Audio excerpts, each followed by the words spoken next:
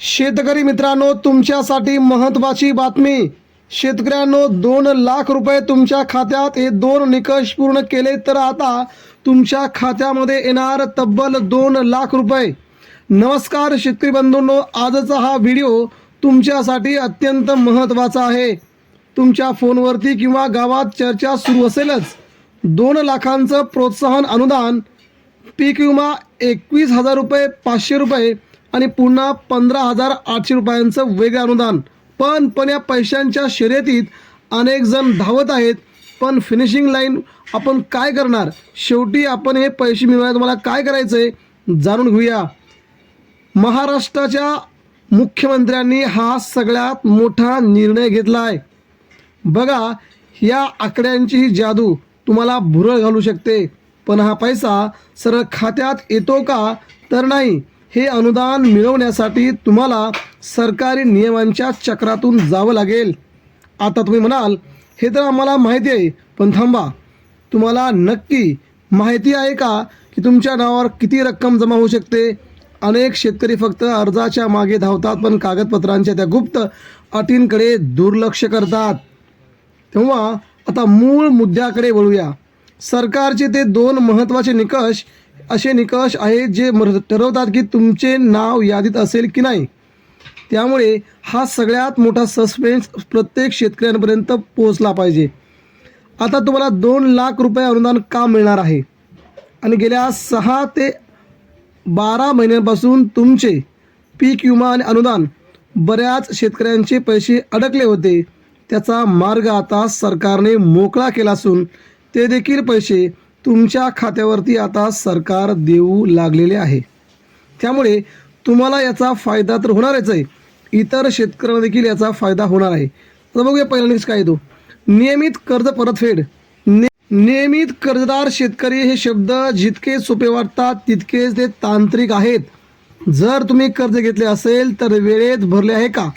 पण ट्विस्ट इथे आहे, जर तुमच्या पिकांचे नुकसान झाले आणि विम्याची रक्कम आली तर त्याच्या कर्जाच्या हप्त्यावर काय परिणाम झालाय का, हे बारकावे कोणालाच माहीत नसतात.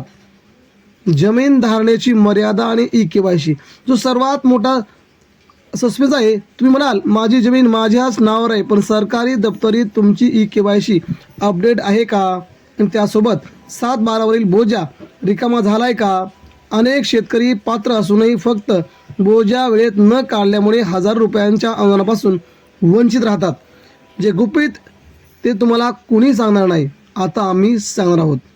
आता लक्ष द्या, मी मगाशी म्हटलं होतं ना, शेवटपर्यंत पहा. समजा तुमचे सर्व निकष पूर्ण आहेत तरी पैसे काय येत नाहीत. तांत्रिक त्रुटी, बँकांचा डेटा आणि सरकारी सर्व्हर यांचा मेळ बसत नाही. बरेच शेतकरी आपले आधार कार्ड लिंक करतात, पण बँक खात्याशी जोडलेले आधार 7/12चे नाव यामध्ये अक्षरांचाही फरक असेल तर तुमचे पैसे पेंडिंग लिस्टमध्ये जातात. ही पेंडिंग लिस्ट म्हणजे काय असते?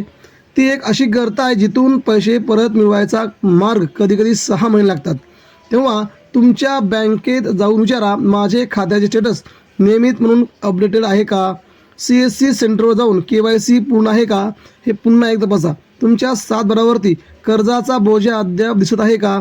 या तिन्ही गोष्टी तुम्ही बघायला हव्यात. शेतकरी बंधूंनो, हे 2 लाख रुपये किंवा विमा परतावा तुमचा हक्क आहे, पण तो मिळवण्यासाठी थोडी जागरूकता हवी. जर तुम्हाला हा व्हिडिओ माहितीपूर्ण वाटला असेल तर नक्कीच या व्हिडिओला आपण शेअर करा. परंतु सगळ्यात महत्त्वाची बाब म्हणजे 2 लाख रुपये कोणकोणत्या शेतकऱ्यांना मिळणार आणि त्यामुळे अनुदान आणि पीक विमा या 2 महत्त्वाच्या गोष्टी कुणाला मिळणार हे देखील बघणं खूप गरजेचं आहे. तेव्हा शेतकरी बांधवांनो, महाराष्ट्र सरकारने 5 जुलै म्हणजे आजपासूनच राज्यातील वेगवेगळ्या शेतकऱ्यांच्या खात्यावरती 2 लाख रुपये कर्जाचे पैसे टाकण्यास सुरुवात केली आहे. सकाळी 10 वाजल्यापासून हे पैसे शेतकऱ्यांच्या बँक खात्यावरती येण्यास सुरुवात झाली असून जवळजवळ 36,000 करोड रुपयांची ही सर्वात मोठी कर्जमाफी सरकारने केल्यामुळे सरकारचं शेतकऱ्यांच्या वतीनं अभिनंदन केलं गेलं आहे. मात्र याला खूप मोठ्या अटी होत्या. त्या अटी आता सगळ्या अटी काढल्या असून रोहित पवार यांच्या आंदोलनाला मोठं यश आलं आहे. तेव्हा याच्या तुम्ही अनुदान मिळवण्यासाठी पात्र आहात का?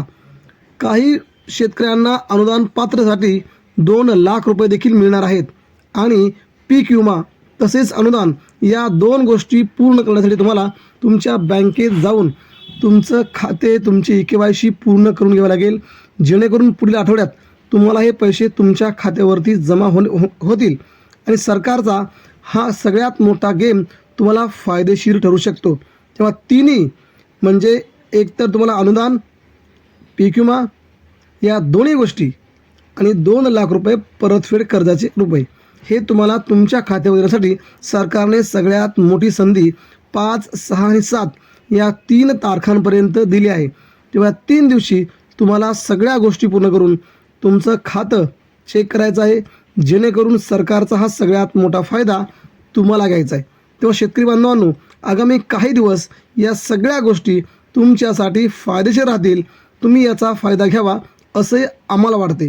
तेव्हा पीक विमा अनुदान मिळवण्यासाठी तुम्ही तुमच्या CSC केंद्रावर जाऊन तुमचा अर्ज, तुमची बँक स्टेटस तपासून तुम्ही सगळ्या प्रक्रिया पूर्ण करू शकता. आज एवढंच. उद्या भेटूया नवीन अपडेट्ससह. तोपर्यंत धन्यवाद.